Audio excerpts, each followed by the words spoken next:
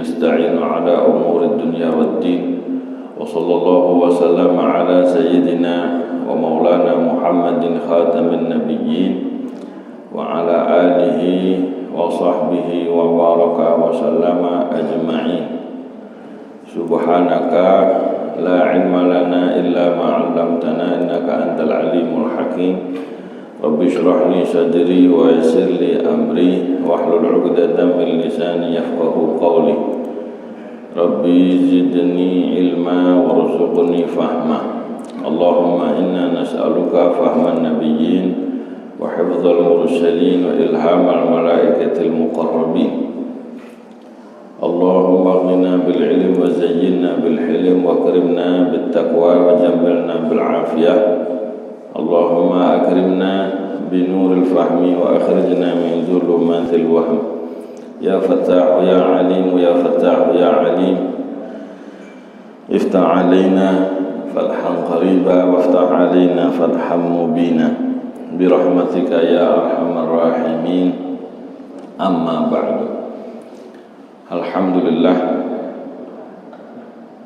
nikmat dari Allah Subhanahu wa taala kita bisa mendapatkan taufik dan inayahnya setelah hidayah dari Allah Subhanahu wa taala untuk bisa sama-sama kembali hadir di kesempatan kajian minggu pagi yang ketiga. Moga-moga Allah Subhanahu wa taala senantiasa memberikan kita rezeki ilmu yang manfaat sehingga bisa kita jadikan modal untuk melanjutkan mengisi sisa umur kita mengabdi kepada Allah Subhanahu wa taala. Amin ya rabbal alamin.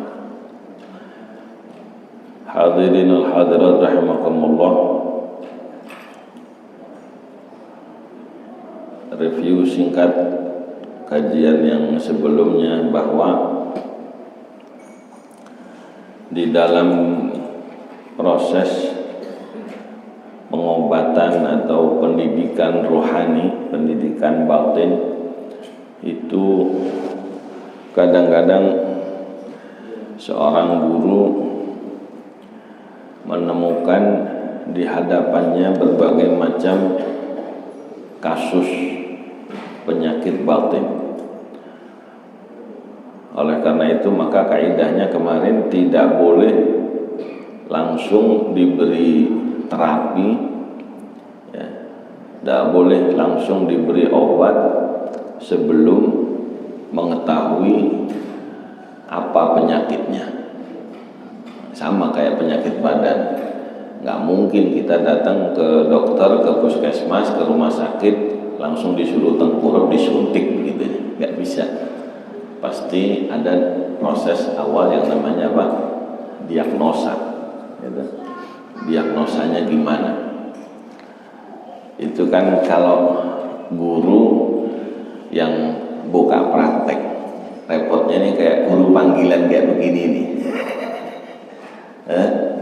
Repotnya nih kalau jadi guru apa? Guru panggilan. Ya. Mau nyuruh tengkurap gimana ya, mau tanya satu-satu modelnya borongan. Nah, itu keunikan apa pendidikan model kayak begini nih, masya Allah, disuruh jadi Superman pokoknya. Nggak ada dokter borongan rame-rame, dokter secanggih apa ya satu-satu pak, iya dah. Inilah model pengajian kayak begini, ya sembuh lah. Moga-moga Allah mengobati penyakit kita semua masing-masing insya Allah. Jadi dicek satu persatu. Oh ini begini, oh ini dosisnya sekian aja, kalau yang ini dosisnya sekian. Jadi kadang-kadang setiap individu itu berbeda treatment dan penanganannya. Itu kemarin gitu. Dilihat dulu sakitnya, ketahanan tubuhnya, dia bisa diterapi sampai sejauh mana. Nah, terus yang terpenting kemarin ada kata kunci, ini murid ngerti nggak halal haram? Satu. Yang kedua, apakah dia di dalam beribadah sudah benar belum. Gitu. Cek dulu halal haram, gitu. Dia nabrak nggak haram yang zahir, haram batin, gitu. Dan haram zahir dengan batin itu berat yang batin. Nah ini Masya Allah, dua-duanya harus didiagnosa dulu. Habis itu baru dilihat, setelah urusan haram selesai, nggak ada yang ditabrak, itu silahkan nanti. Mungkin ada di antara kita yang pernah pengobatan alternatif ya. Itu kadang-kadang orang ngobatin penyakit dohir alternatif. Dulu saya punya temen begitu, pijat getar saraf itu. Udah dipijat saraf, udah dibetotin, sudah ditarik, kok nggak sembuh-sembuh. Itu diajak 4 mata, Pak. Sampeyan melakukan dosa apa yang rutin? Ditanya begitu.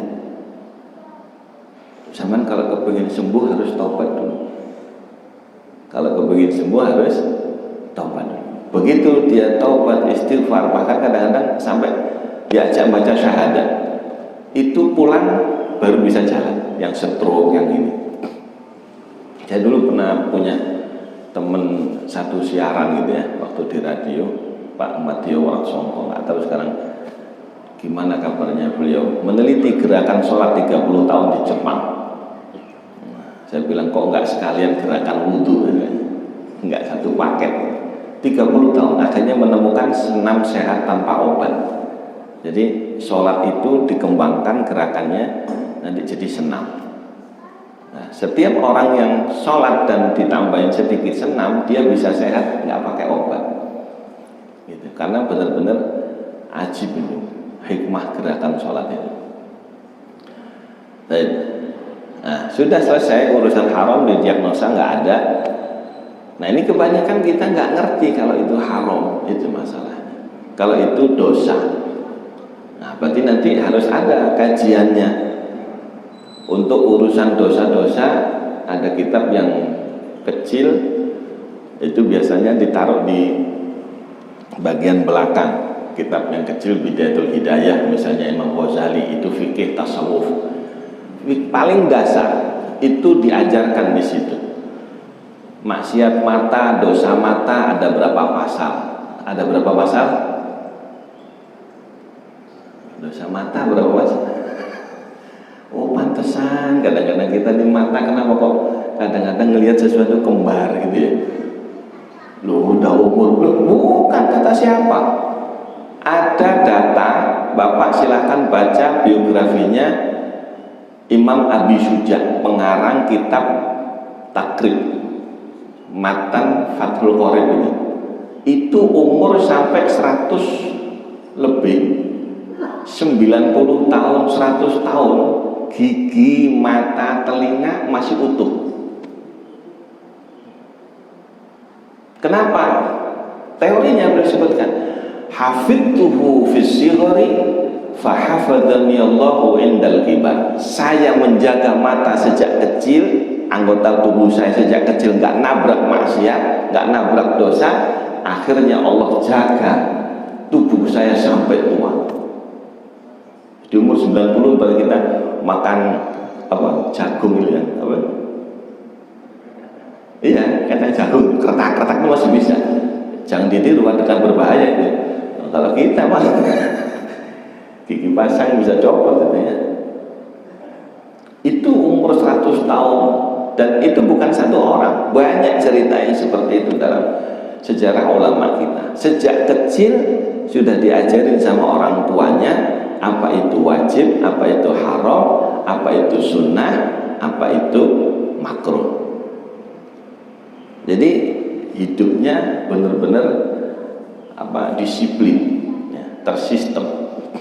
Akhirnya ngaruh ke kesehatan badan, gitu, ngaruh ke kesehatan batin. Udah beres, telinga berapa pasal nggak kena, lisan, standar lisan kita ini, Hidayatul Hidayah berapa pasal? Lisan itu maksiatnya standar kitab yang kecil 8 pasal. Kitab gede lagi kayak di sini nanti di yang kita baca ini Qawasul ini kelas loh ini. Ini kelas S1 S2 ini sebenarnya. Ya, saya menghormati hadirin wal hadirat aja. Masa saya baca kitab SD nanti ngeledek Jamaah Darul Jannah gitu. Maksudnya gagah pelajaran SD kan, saya yang ditegur DKM nanti. Ini saya kasih pelajaran, nggak apa-apa. Ya sekali-sekali naik turun nanti pelajarannya. Tingkat dasar itu maksiat lisan 8 pasal. Di sini 20 pasal, Pak. 20 pasal. Apal ini? Jadi kita lisan ini kalau nggak ngerti, nabrak sana, nabrak sini. Kadang-kadang dosa lisan bikin macet rezeki, dosa lisan bikin nggak sehat, dosa lisan bikin orang satu kata, rubba kalimatin lam yalqa biha sahibuha balan yahwi bihi ila jahannam ab'ad min sab'ina khirifan. Dalam riwayat, kadang-kadang satu kata, orang yang ngomong tadi satu kata tadi nggak ngeh, nggak konsen, asal ngejeplak wae, ya, gara-gara satu kata tadi dia nyemplung ke neraka jahanam, jauhnya lebih daripada 70 tahun. 70 tahun itu belum nyampe ke dasar, masih ini 70 tahun hitungan akhirat. Nah ini kok sekarang enggak hati-hati, enggak ini. Oh pantesan, ngaruh semua ke kondisi kebatinan kita. Nah, sudah beres urusan dosa-dosa haram-haram, baru dicek yang terakhir. Mungkin dia nggak kena haram, tapi nggak ibadah. Bisa juga cek ibadahnya bener kagak. Nah kemarin itu, oh ternyata ibadahnya bener, menjalankan, bener menjalankan, tapi nggak ngerti target ibadah. Target ibadah 2, sah dan diterima. Sah itu menurut tataran dunia, dinilai sama ulama, ibadah kita tidak dituntut untuk mengulangi. Nah, kemarin apa artinya sah? Kayak nikahan dulu Pak. Kalau itu gimana sah? Sah gitu. Artinya sah apa kemarin? Bener. Artinya sah itu bener, sahih gitu. Artinya kita tidak dituntut untuk mengulangi ibadah tadi. Nah, untuk supaya sah, makanya ada syarat sah, kan gitu ya. Ini kalau ngaji fikih begitu, syarat sahnya wudu, syarat sahnya sholat, gitu.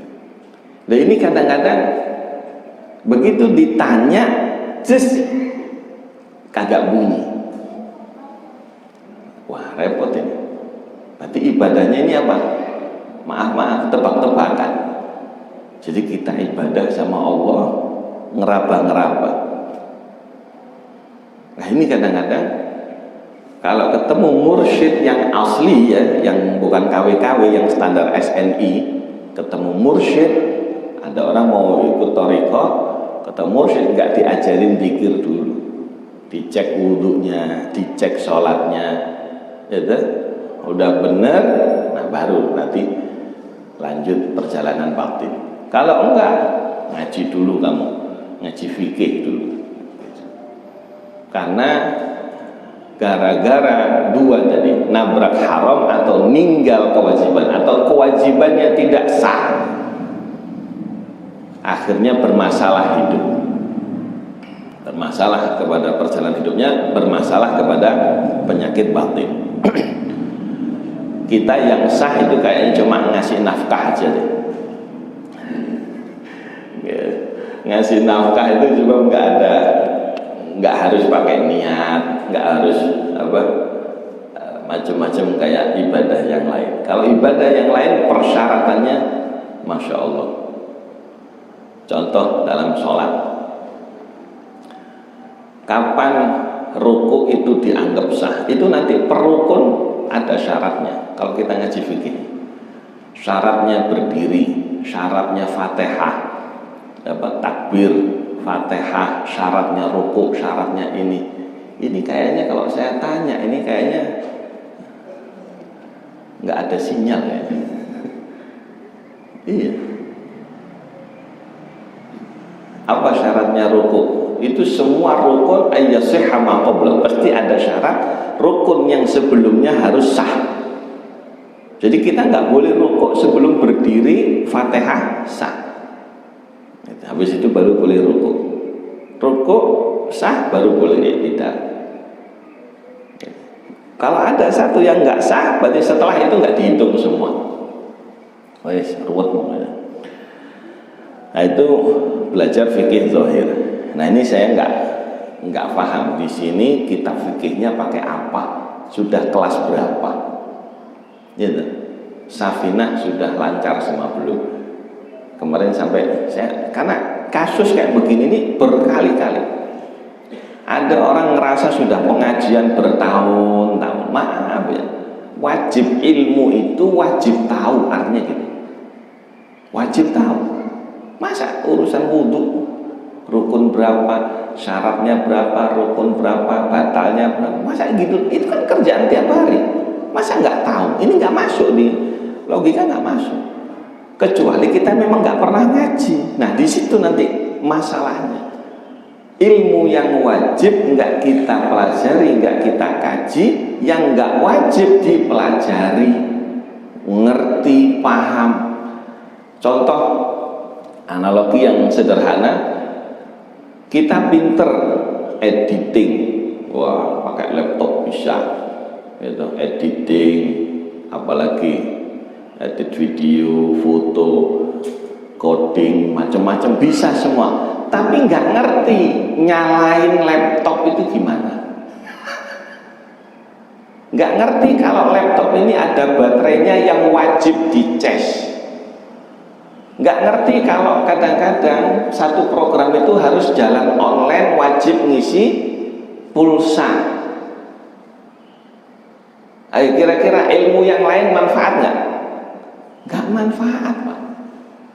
Bapak hidup macam-macam tahu, IPA paham, apa, ekonomi ngerti, ilmu politik, sosiologi, antropologi, ilmu koreografi, fafi, gitu.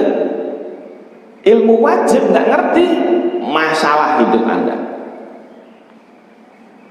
Sama kayak orang nggak ngerti nyolokin laptop.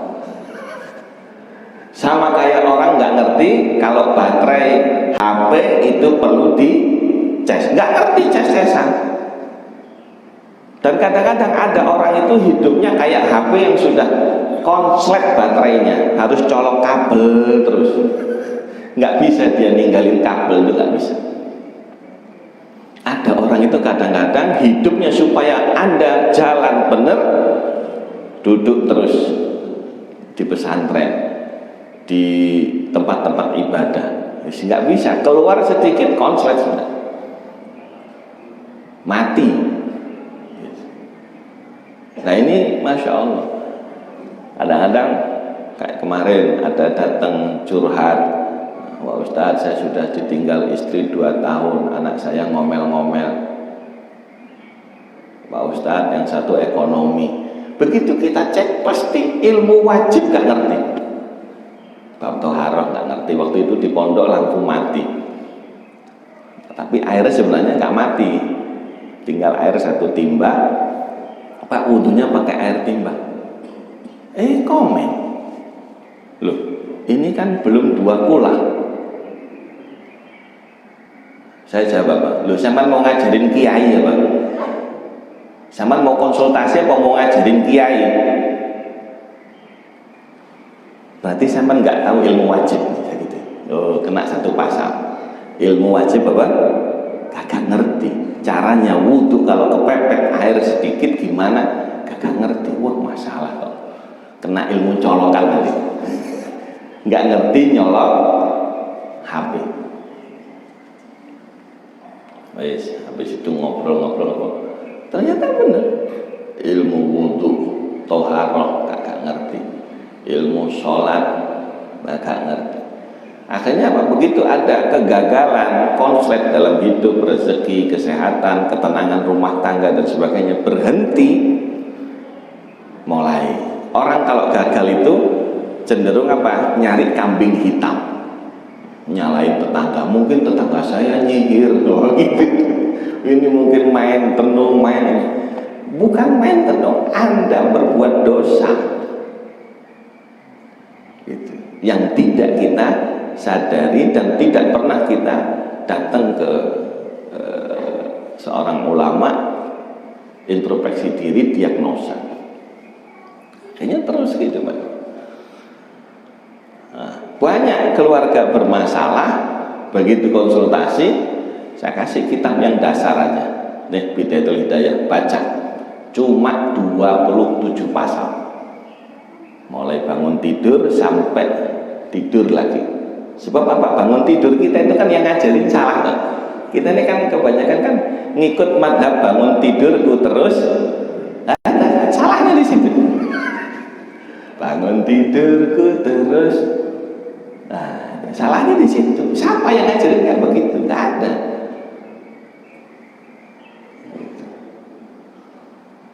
Akhirnya lupa doa, lupa ini itu macam-macam. Ya konslet akhirnya. Itu bulan kemarinnya. Jadi ketika ketenangan hidup batin mulai nggak ada, keharmonisan rumah tangga mulai kacau balau, anak dengan orang tua, anak dengan ibu, ibu dengan suami dan sebagainya, ekonomi mulai macet, ya kan? Istri nggak tahu pencetan remote-nya kok mulai nggak nurut, mulai ngomel, wah ini mulai rusak pencetannya ini. Dari mana? Gampang. Bapak baca kitab Bidayatul Hidayah 27 pasal. Cari mana, ini pegang omongan saya, mana pasal yang tidak kita praktekkan dalam kehidupan sehari-hari, taubat sama Allah, praktekin. 40 hari Allah kasih perubahan dalam rumah tangga, Allah kasih perubahan dalam rezeki, Allah kasih perubahan dalam kesehatan. Itu yang ngamalin sudah banyak. Di sini secara umum, pokoknya lagi ruwet rumah tangga, ruwet rezeki, masalah, beli kitab Bidayah di Google Play Store kayaknya ada. Nanti coba cari. Kalau ada saya kirim ke grup nanti. Tolong diingetin ya Pak Azuri. Terjemah Bidayatul Hidayah. Mungkin bangun tidur kita salah. Ngerti bangun tidur salah? Pakai mobil nggak pakai dipanasin dulu. Gitu wis. Bapak kalau mau mobil itu langsung jalan gitu. Kan kita kan diajarin hidup begitu ya. Bangun tidurku terus mandi itu pakai mobil langsung nggak pakai dipanasin, langsung ke kamar mandi gitu loh. Apa hasilnya?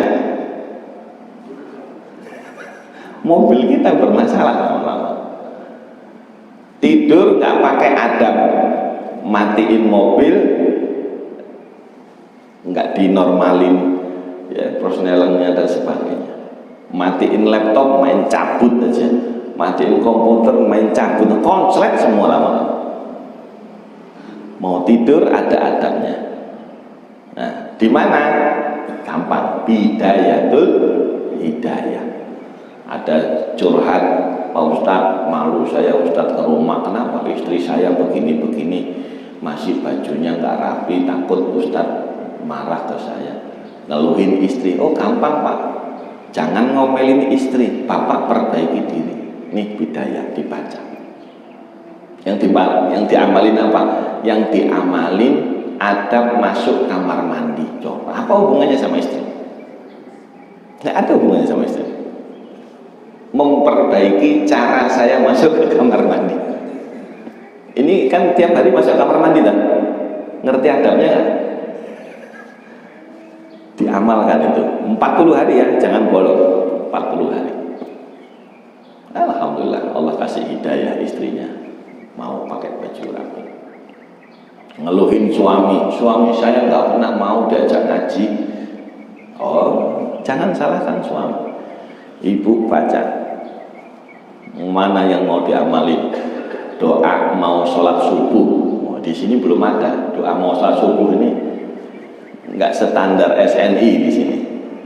Gitu. Ada doa mau sholat subuh, doa fajar namanya.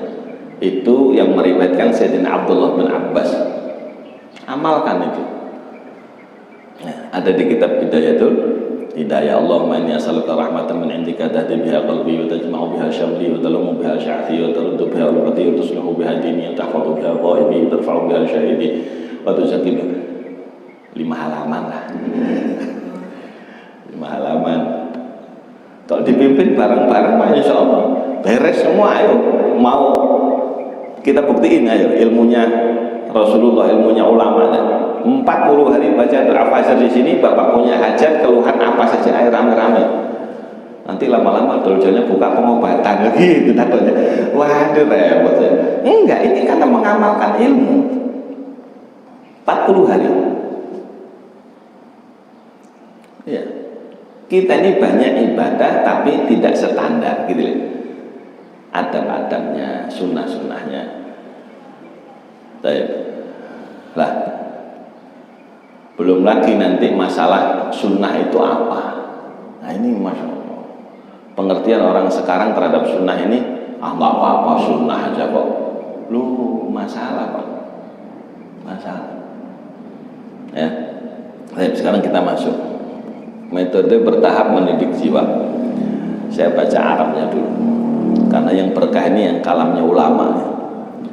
Wa min lataifir riyadati idza kana al-muridu la yaskhu bi tarkir ru'una ra'san aw sifatan ukhra lam yusmah bi dhiddiha daf'atan.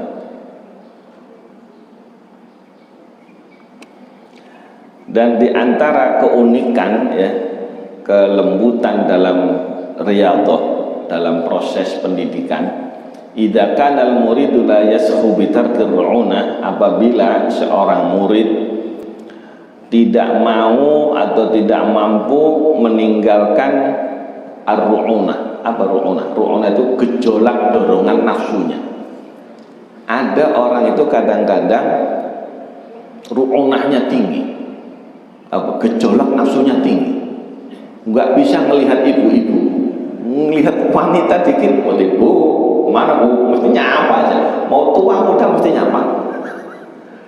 Ini gejolaknya tinggi. Wah itu subhanallah. Kadang-kadang satu sisi sakit tapi sisi yang lain sehat.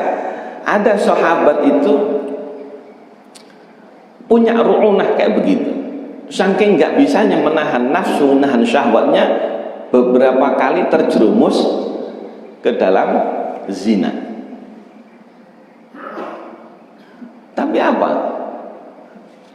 Batinnya secara umum nggak ada masalah, cuma nafsunya doang. Mungkin karena faktor kemarin, batin, lingkungan dan sebagainya.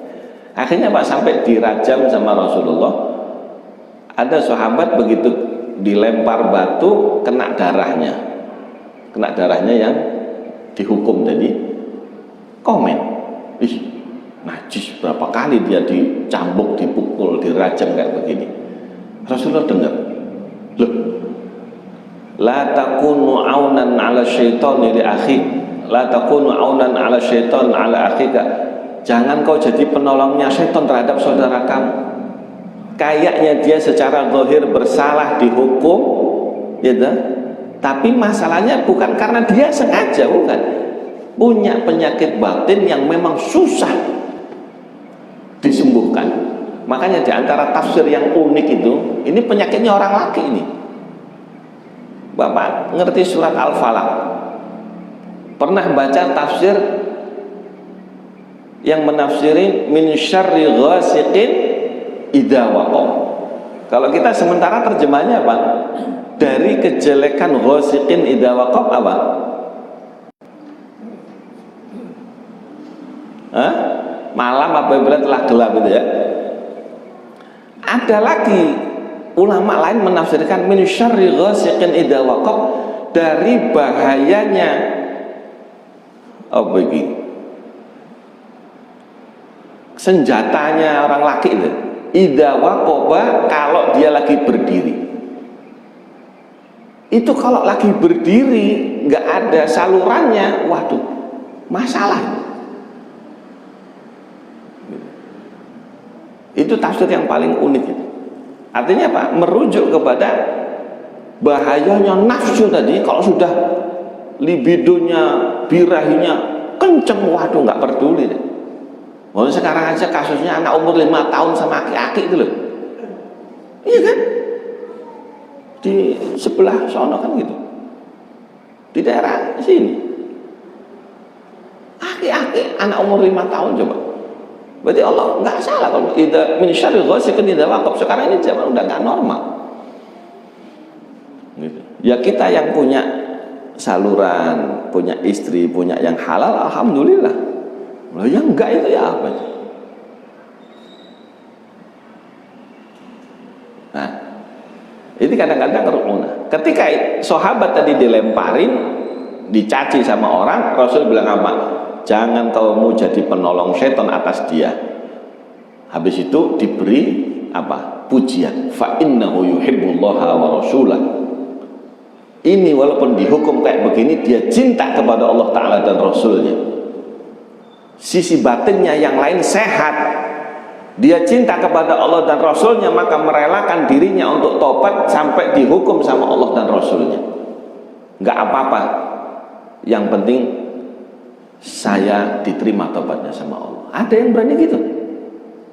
Ini pengakuan tinggi, kayaknya sakit dia, tapi ada faktor lain yang sehat.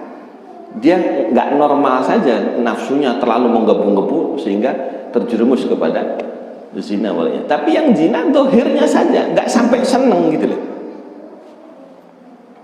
Ya, ada orang maksiat itu sambil nangis, ada orang maksiat itu sambil ketawa. Itu beda. Kalau sambil terpaksa berarti cuma zahirnya saja, batinnya menjerit, batinnya masih waras itu. Tapi kalau sudah barang haram, maksiat ditabrak sambil tertawa, wah, zahir batin itu masalah. Nah, kalau ada murid tidak bisa meninggalkan gejolaknya sama sekali, au sifatin ukhra, atau tidak bisa meninggalkan sifat lain dari batinnya, lam yasmah bididdi hadaf'atan, dia tidak merelakan untuk apa? Melakukan sifat yang berlawanan spontan sekaligus, fayanquluhu min khuluqin madmum ila akhar akhaffa minhu. Maka treatmentnya yang unik itu dipindah dari dosa yang besar ke dosa yang lebih ringan. Itu pentarbiyah itu begitu. Ya, ada dosa yang besar, ada dosa yang agak besar, ada dosa yang sedang, gitu, dipindah. Kan sahabat ada yang masuk Islam ngasih syarat, ya Rasulullah saya mau masuk Islam. Cuma ya Rasul, ini saya punya apa namanya? Kurang gede. Jadi saya punya nafsu ini membara ya Rasul. Boleh nggak saya masuk Islam tapi apa? Saya tetap jajan. Masuk Islam minta syarat. Saya boleh zina. Rasul ini mursyid, gitu, diobatin, oh ya, nggak apa-apa. Artinya apa ngomong nggak apa-apa? Apa berarti zina itu halal? Enggak. Beliau merubah, memindah dari penyakit yang parah menjadi penyakit yang lebih ringan. Yang penting kamu masuk Islam dulu, selamat dulu, ya kan? Masuk Islam. Jadi saya boleh zina ya Rasul, asal jangan bohong. Jadi ajibnya luar biasa. Asal jangan bohong. Yes, masuk Islam, berarti masih boleh nih. Gitu. Subhanallah. Setiap ketemu wanita keinget pesan Rasul, nanti jangan bohong ya. Kalau ditanya gimana kamu hari ini, jajan nggak? Jajan. Di mana, sama siapa? Wah, ruwet urusannya ini. Akhirnya apa? Gara-gara dipegang tadi, jangan bohong, berhenti. Jadi nggak bisa, haram, zina nggak boleh, malah nggak masuk Islam. Iya kan? Jadi kadang-kadang itu gitu, unik. Subhanallah, pengobatan batin itu harus benar-benar ketemu mursyid yang tahu keadaan si murid tadi. Ketika penyakitnya parah, dirubah dari dosa yang besar ke dosa yang lebih kecil. Nah, contoh, kama yuraghabus sabiyyu fil maktabi bil la'ib wal qurah. Sebagaimana anak kecil ya, dirayu supaya seneng ngaji, supaya seneng belajar, ya nggak apa-apa, nanti dikasih mainan, dikasih bola, dikasih jajan. Itu. Kalau nggak ngaji, ninggal kewajiban, bodoh, dosa besar itu. Wis nggak apa-apa ngaji. Jangan anak kecil ngaji, kamu ngaji yang ikhlas, lu nggak bisa. Kayak anak kita sekolah, ya tuh, minta dianterin, minta uang jajan, minta ini. Kalau nggak dianterin, nggak dikasih jajan, sekolah nggak? Enggak. Daripada nggak sekolah sama sekali, malah mudaratnya lebih besar, maka orang tua rela itu nganterin ibu-ibu, masya Allah. Akhirnya apa, ibu-ibu di sekolah ngerumpi berjamaah, itu ngebakso bareng-bareng, itu daripada anaknya nggak belajar tadi. Gitu. Nah, terus udah, yang penting mau belajar dulu, ngerti ilmu wajib, ditingkatkan lagi, ilmunya nambah lagi ya. Tsumma yungqalu ila ri'asati wa talabil jah, supaya mau ibadah, mau ilmu, diiming-iming nanti kamu jadi punya kedudukan, jadi pemimpin, jadi ini, jadi ini. Dari penyakit ya, yang pertama hubud dunya, apa hubul mal, seneng duit, seneng mainan, itu hubul mal. Dipindah yang lebih ringan lagi, jabatan, kedudukan, dipindah lagi kepada dosa yang lebih ringan gitu. Dilihat dia masalahnya apa. Ini nanti per orang beda-beda ya. Ada orang yang suka pamer, ada yang rakus.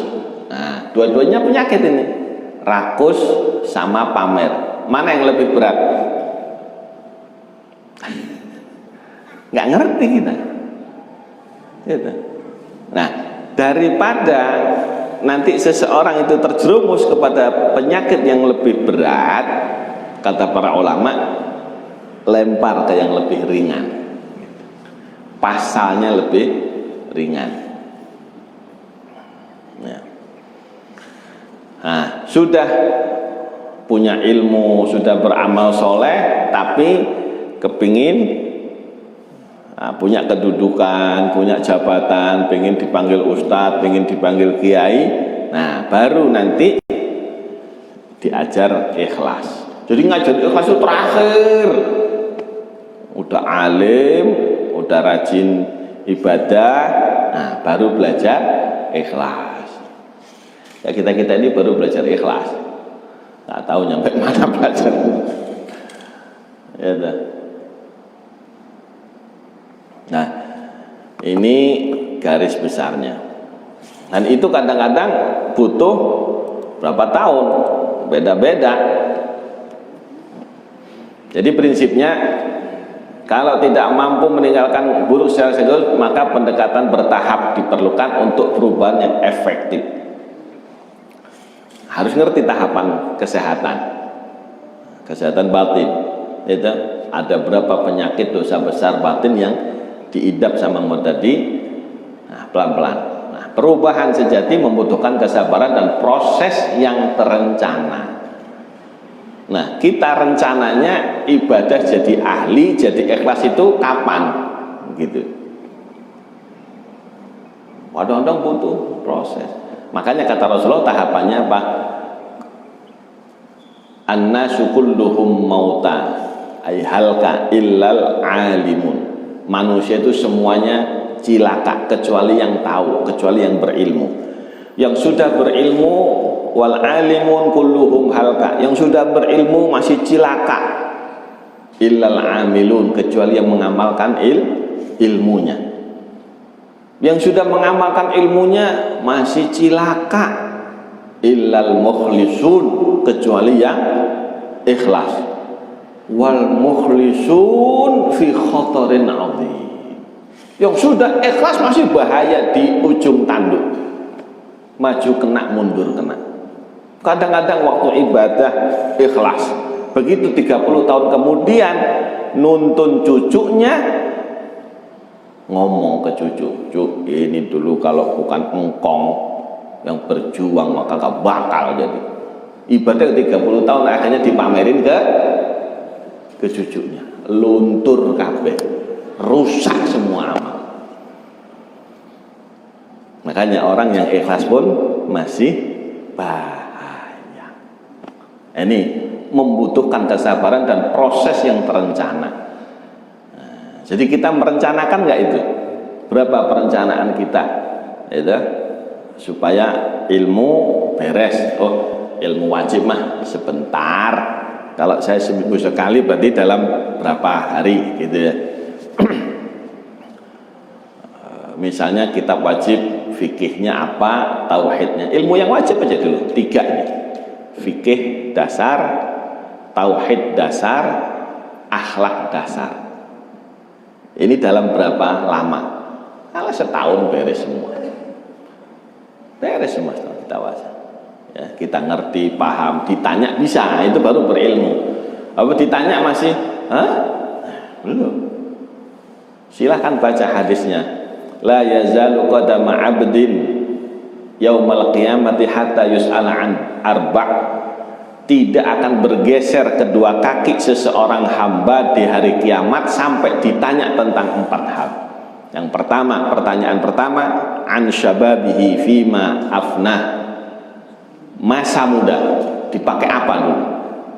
Kamu tak kasih masa muda, harusnya ngerti apa, tahu apa, bisa apa, latihannya apa? Ditanya. Wa an umrihi fima ablah. Umurnya, sepanjang umur dihabiskan untuk apa? Ditanya sama Allah. Pertanyaan ketiga, wa an ilmihi, tentang ilmunya. Kamu tahu apa saja selama ini? Fima amil, apa yang sudah kamu praktekkan, apa yang sudah kamu perbuat dengan ilmu kamu? Manfaat gak buat masyarakat? Manfaat gak buat kepentingan saya?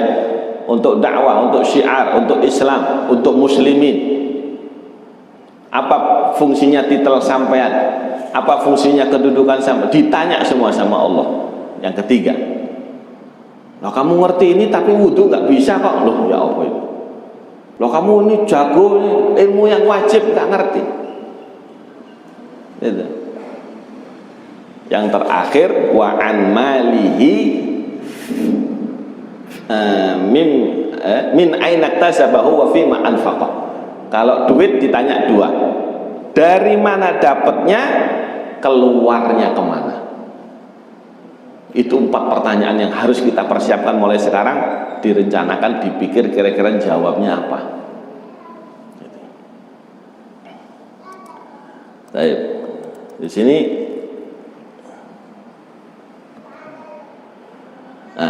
jika seorang murid tidak mampu langsung berhenti dari sifat tercela yang berat, maka solusinya adalah memindah perilaku tersebut ke akhlak tercela yang lebih ringan terlebih dahulu. Ini bukan berarti membenarkan keburukan, bukan menghalalkan zina tadi, bukan. Ya, melainkan mengakui realitas perubahan jiwa yang membutuhkan proses dan kesabaran. Nanti kita juga begitu. Ada jamaah yang baru ngaji, ada yang baru datang, biarin aja dulu, nanti berproses gitu. Nggak bisa langsung harus begini, nggak bisa. Gitu. Nah, enaknya jamaah kayak begini ini kan nggak ketahuan. Ini angkatan pertama yang mana, angkatan kedua yang mana. Yang penting angkatan bersenjata semua. Alhamdulillah. Alul perubahan bertahap, sifat buruk yang berat, sifat yang lebih ringan, baru nanti jadi akhlak mulia. Itu semua catatannya harus ada mursyid, harus ada guru. Nah ini kita rata-rata Masya Allah ilmu zahir aja nggak ada, apalagi ilmu batin. Siapa guru yang ngajarin kita praktek wudhu? Nah coba diingat-ingat waktu kecil dulu. Itu. Siapa yang ngajarin kita praktek Fatihah? Baca Fatihah, ada yang pernah ngacung? Coba baca Fatihah di depan guru. Loh, waduh masalah ini. Loh, Fatihah kita siapa yang ngakui sah? Kita merasa sah sendiri. Wah keren itu. Ya dah. Saya punya dosen, Allah yarham, Mbak Yai Solihin Nur. Itu yang membuat saya berubah. Saya dulu SMA jurusan eksak, mau ke ITS, sama kiai nggak boleh. Saya nggak mau. Abah ngomong apa? Wes ojo ngeyel, nurut kiai. Si ngeyel itu iblis. Waduh berat ini. Wes diem ya. Bayangin dari eksak harus masuk usuluddin tafsir hadis. Masuk saya usuluddin tafsir hadis. 3 bulan sebelum masuk kuliah saya ikut kuliah pura-pura kepingin tahu suasana gimana, saya baca silabusnya, ternyata semuanya ada hikmahnya ikut kiai itu. Sampai kenal sama Mbak Yai Solihin. Beliau belajar waktu itu mata kuliah Ulumul Quran. Ulumul Quran. Gak pernah ngajar Ulumul Quran di kampus. Cerita Mbak Yai Romli yang nyusun Istighotsah, cerita Mbak Yai Dahlan, cerita Mbak Yai Mundir, tapi gak pernah ngajar. Kaono timbo diparani karo sumur, timbo nyemplung nang sumur. Itu kayak itu. Artinya apa? Nggak ada sumur mendekati timba. Timba yang harus nyemplung. Artinya ente kalau mau ilmu datang ke rumah saya. Saya kira disuruh datang itu nanti kalau datang saya kasih nilai. Mau berapa kok tak kasih. Yang penting datang ke rumah. Saya kira mau diajarin ulumul Quran, ternyata apa? Suruh baca Fatihah. Masya Allah. Itu semua mahasiswa berkat triknya beliau ngaji Fatihah semua sama Mbak Yai Solihin. Saking menjaga wajibnya urusan fikih gitu loh. Sampai disiasatin begitu. Yang nggak baca Fatihah ke rumah nggak dikasih nilai, dikasih DE, nggak lulus malah. Saya ngontel, naik sepeda ontel itu 6 kilo. Baca Fatihah, alhamdulillah lulus. Habis itu dinasihati. Jadi ternyata ini begitu kita sudah ngerti, oh iya, memang harus ada standarnya, ada syaratnya. Enggak hanya Fatihah, tahiyat. Ngaji saya tahiyat itu. Habis itu ada lagi pengalaman dikasih SK ngajar di pesantren, ngajar madrasah diniyah, ngaji Quran. Saya nggak mau loh, saya Al-Quran nggak pernah ngaji kok, suruh ngajar. Semua ustadz sepondok ngaku bacaan saya bagus, tapi saya nggak dapat sanad. Pengakuan resmi dari guru untuk ngajar saya nggak dapat. Cuma diakui memang bagus gitu toh. Akhirnya lapor ke Kiai ya, Hafizahullah Mbak Yai Khalil. Masih hidup beliau sampai sekarang di Jombang. Itu yang nyuruh saya ngaji.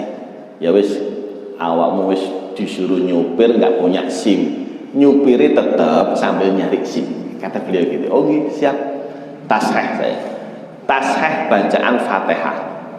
Begitu ngaji jebret, temen kanan kiri saya tanya, itu nunggu ngaji Fatihah 2,5 jam, antri satu gitu.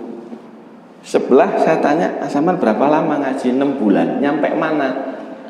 Nyampe kuliah ayyuhal kafirun. Loh, kok suwe 6 bulan kuliah aku ngaji tiap hari? Fatihah berapa lama? 2 bulan. Lu Fatihah tok 2 bulan. Yang ini 3 bulan, yang ini waduh, wah saya berapa lama ini? Ternyata ada anak Tegal waktu itu ngaji. Enggak dikasih ngaji. Besok aja ya, besok aja sampai 40 hari. Besok nggih, besok. Apa kepengin tahu ini niatnya ngaji, karena ngaji Quran itu berat. Makanya Allah syariat tidak mewajibkan ngaji Quran 30. Fatihah tok. Itu aja seumur hidup kita nggak pernah ngaji. Lo gimana diwajibin 1 juz? Apa? Gimana diwajibin 30 juz kita? Nggak wajib ngaji Quran, itu nggak wajib. Yang wajib bener baca Fatihah kalau sholat. Enak toh? Ini aja yang segini, subhanallah, nggak ngaji kita itu. Nggak mau datang ke seorang guru yang punya sanad ngebetulin lidah kita. Akhirnya saya baca, alhamdulillah, nangis saya. Baru baca, a'udzubillah. Lu mboten ngoten ngaos. Lu baru a'udzu salah kabeh. Mangap nggih niku 3 jari masuk waduh.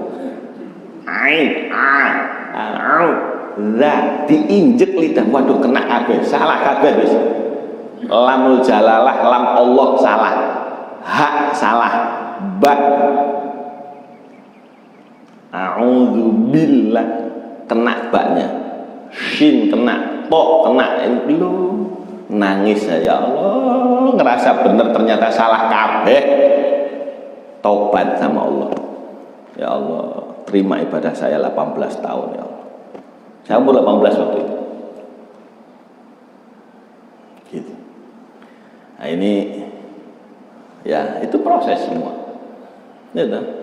Dari ustadz ketemu, ya mungkin kayak kita penyakit ya, dari puskesmas, gitu. Ketemu RSUD, oh baru nanti RSCM yang bikin sehat kan gitu. Lah kita nggak pernah ke klinik, ada wajar gitu.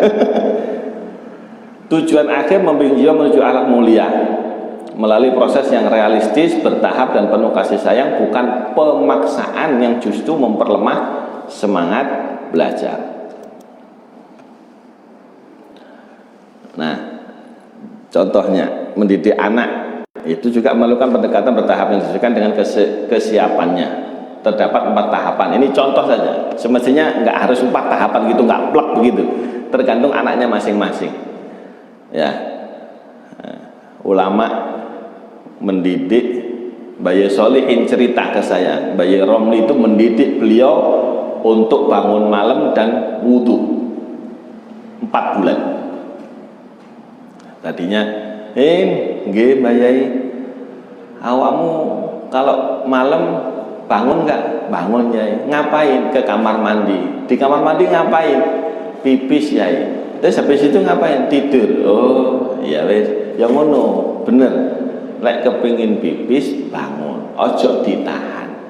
Itu gak apik. Cuma yo sayang, wis kena air, kena banyu, yo wudu. Ojo langsung turu wudu. Dilatih wudu. Udah sebulan ditanya lagi, gimana Hin, masih bangun? Masih pipis? Masih. Wudu enggak? Nggih Yai. Rutin Yai. Terus habis itu ngapain? Tilem Yai, tidur. Loh. Ya wis. Saiki wis iso ta? Nggih. Mbok yo digawe wudu itu.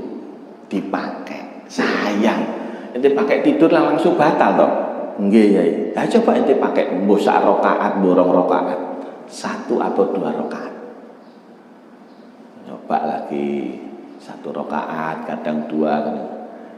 Istiqomah, ditanya lagi sama Mbak Yai. Ada, Masya Allah. Cerita ke saya tahun 78-79 itu semenjak Mbak Yai ngomong begitu, saya nggak pernah batal wudhu sampai saya cerita. Syufata, asarut tarbiyah, dampaknya pendidikan seorang mursyid tadi. Ya, moga-moga kita dipertemukan sama guru kita masing-masing ya, sehingga kita bisa mencapai kepada kemuliaan akhlak. Hadirin wal hadirat rahimakumullah, 55 menit. Nah, jadi semoga barangkali ada yang mau diperjelas, diulang apa yang lain silahkan.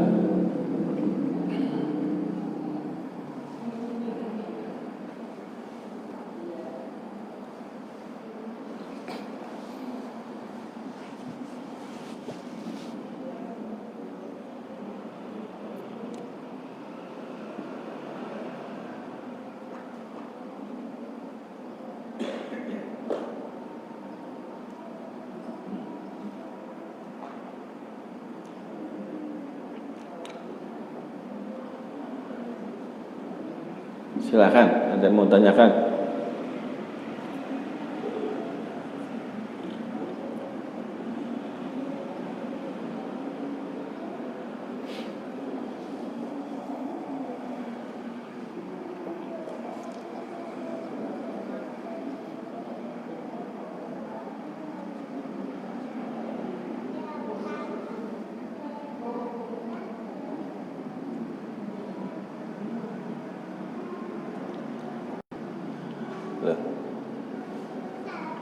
Monggo.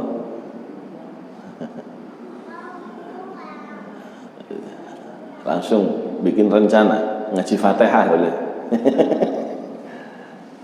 Ngaji Fatihah, Masya Allah.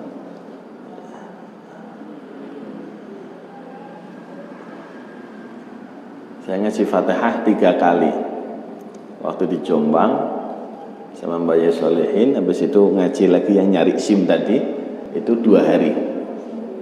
Habis itu waktu di Bekasi sama guru saya yang sekarang Sayyidil Habib Hamid Nagib bin Syabukar Hafizahullah, ngaji Fatihah lagi. Begitu ke Yaman ngaji Fatihah lagi. Jadi benar-benar akurasinya enak. Ya wajib-wajib aja dulu.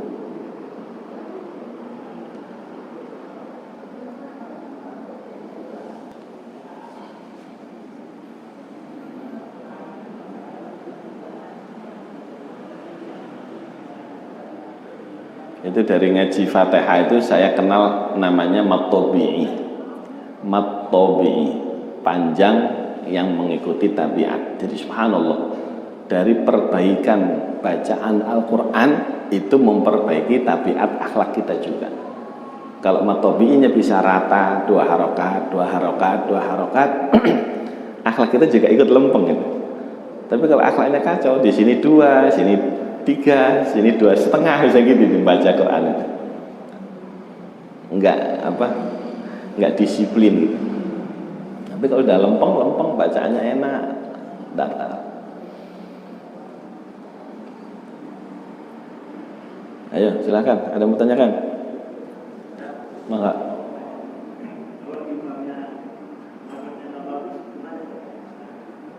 imam makhrajnya enggak bagus. Ya. Fatihahnya saja salah.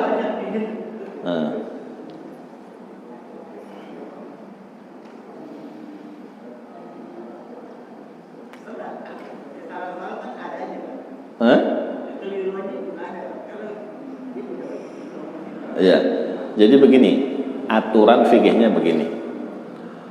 Fal ya ummakum khiyarukum fa innahu wasitatun bainakum wa baina rabbikum. Hendaknya yang menjadi imam di antara kalian ini adalah yang terbaik gitu. Karena dialah perantara antara kita dengan Allah Subhanahu wa ta'ala. Nah, nanti masuk lagi siapa yang paling berhak ngimamin. Itu ada urutannya 1, 2, 3 gitu. Nah, di antaranya dari masalah bacaan. Nah, kalau nggak ada atau memang nggak tahu siapa yang layak jadi imam, itu berarti kata Rasulullah apa? Tanda-tanda kiamat. Wa min alamati sa'at tadafu'u fil imamah. Di antara tanda-tanda kerusakan kiamat itu nanti di akhir zaman tuh yang jadi imam tuh dorong-dorongan. Ayo Pak, ayo. Oh jangan saya. Aduh, dorong-dorongan. Karena sudah nggak ada standarisasi, nggak ada, nggak ngerti semua sudah. Akhirnya dilihat yang jenggot putih, yang pakai surban, gitu. Yang dilihat yang pakaiannya Islami, jadi.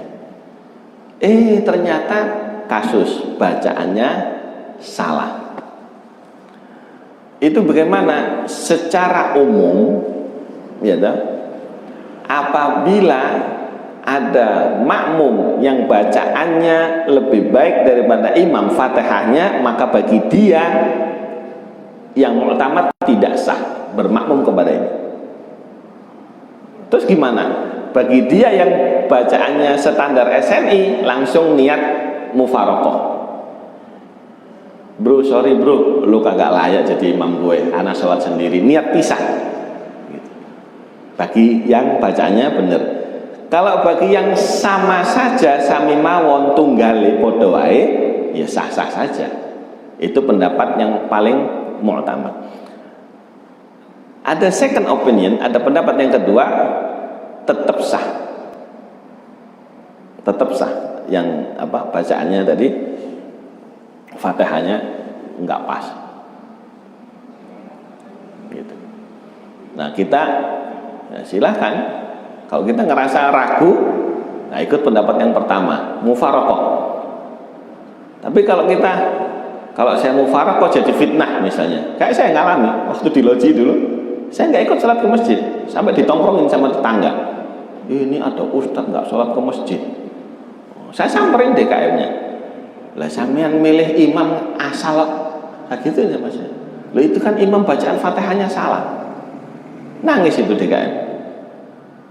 Ustadz orang yang kedua yang negur salah gara-gara imam. Memang di masjid belum ada imam rawatib, imam yang ditunjuk standar aslinya untuk imam, belum punya. Nah ini jangan nyalahkan saya ngerti kok. Baca kitab Fathul Qorib, la yasihu iqtida'u qari'in bil ummi. Di Fathul Qorib tidak sah seorang yang bisa baca Fatihah bermakmum kepada yang tidak bisa baca Fatihah. Nah kalau kita baca Fatihah kita benar, ya boleh dua. Yang mu'tamad mufarokoh langsung. Tapi ada pendapat, akhirnya saya stres sendiri, tiap hari dikritik orang gitu. Akhirnya wah ngajinya kudu kitab produk gede. Saya cari kitab gede, ada ulama yang menganggap sah, anak ikut pendapat beliau. Akhirnya saya makmum ke masjid lagi gitu. Soalnya ustadz nggak ke masjid kan jadi fitnah ya gitu.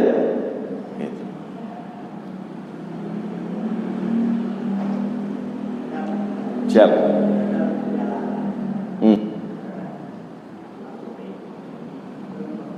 Ya. Enggak masalah, ikut yang kedua.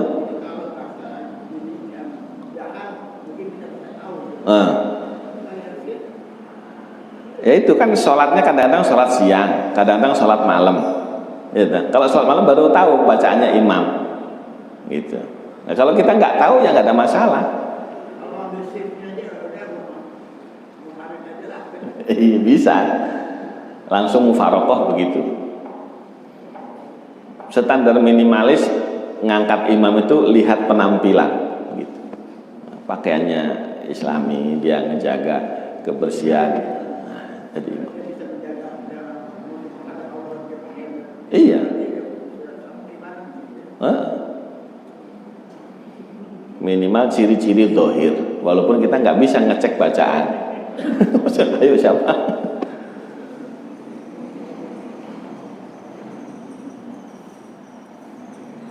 Itu saya ngalamin masjid dibangun 2 miliar.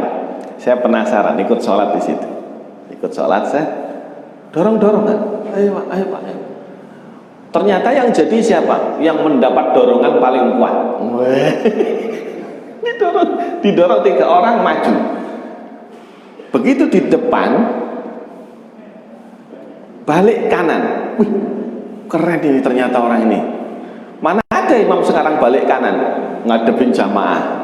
Saya kira mau ngelurusin jamaah, istawu sawu sufufakum fa inna, kirain mau ngelurusin jamaah, ternyata enggak, mau curhat. Apa keluhannya? Kumaha ieu aing jadi imam. Ternyata yang didorong apa? Tukang bakso. Jadi tukang bakso itu disiplinnya tinggi. Jadi setiap jam sekian mampir di masjid sholat. Karena sering sholat duluan, nyampe duluan, akhirnya diangkat jadi imam. Begitu jadi imam mengeluh, kumaha ya orang sing jadi imam. Waduh, kacau dunia persilatan. Itu masjid 2 miliar coba. Nyari imam aja nggak nemu. Kebayang ya lingkungan kita, ya dah. Itu imam loh ya. Apalagi nyari muallim, nyari ustadz, nyari kiai, itu malah susah. Nyari yang standar bisa ngimami sah aja itu berat. Ya. Di atas imam muallim yang ngajar anak-anak bisa baca Fatihah benar. Naik lagi ustadz, naik lagi kiai. Wah, berat sekali. Cukup. Wallahu a'lam bishawab. Al-Fatihah. A'udzubillahi minasyaitonir rajim. Bismillahirrahmanirrahim. Alhamdulillahirabbil alamin arrahmanir rahim. Ihdinas shiratal mustaqim.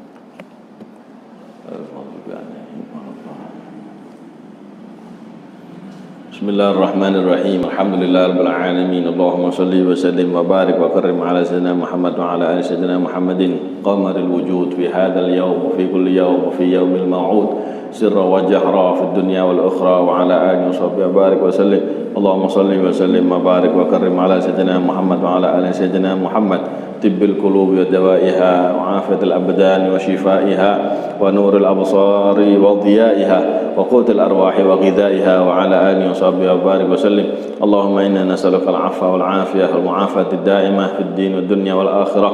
Allahumma aslih dhata bainina wa alif baina qulubina wahdina subulas salam wa najjina minadh dhulumati ila an-nur wa jannibna al-fawahisha ma dhahara minha ma batan. Allahumma barik lana fi asma'ina wa absarina wa quwwatina ma ahyaitana waj'alhu waritha minna waj'al tha'rana 'ala man zalamana wansurna 'ala man 'adana wa la taj'al musibatana fi dinina wa la taj'al musibatana fi dinina wa la taj'al musibatana fi dinina wa la taj'alid dunya akbara hammina wa la mablagha ilmina wa la tusallit 'alaina bi dhunubina man la yakhafuka wa la yarhamuna. Allahumma habib ilayna al-iman wa zayyinhu fi qulubina wa karrih ilayna al-kufra wal fusuqa wal isyan waj'alna minal rasyidin. Ya hayyu ya qayyum bi rahmatika nastaghith wa min 'adzabika nastajir. Aslih lana sya'nana kullahu wa la takilna ila anfusina wa la ila ahadin min khalqika tarfata 'ain.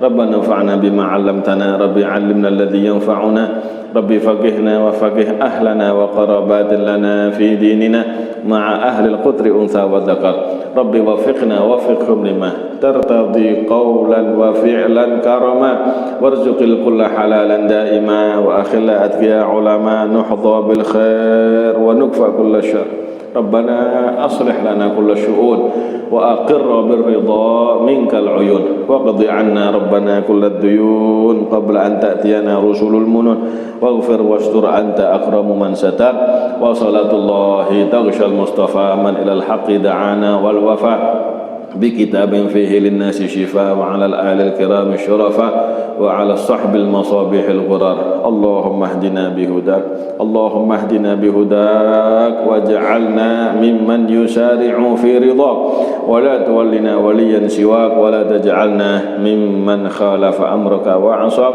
وحسبنا الله ونعم الوكيل ولا حول ولا قوة إلا بالله العلي العظيم. Wa sallallahu ala sayyidina maulana Muhammad wa ala alihi wa sahbihi wa baraka wa sallama walhamdulillahi rabbil alamin. Wa assalamualaikum warahmatullahi wabarakatuh.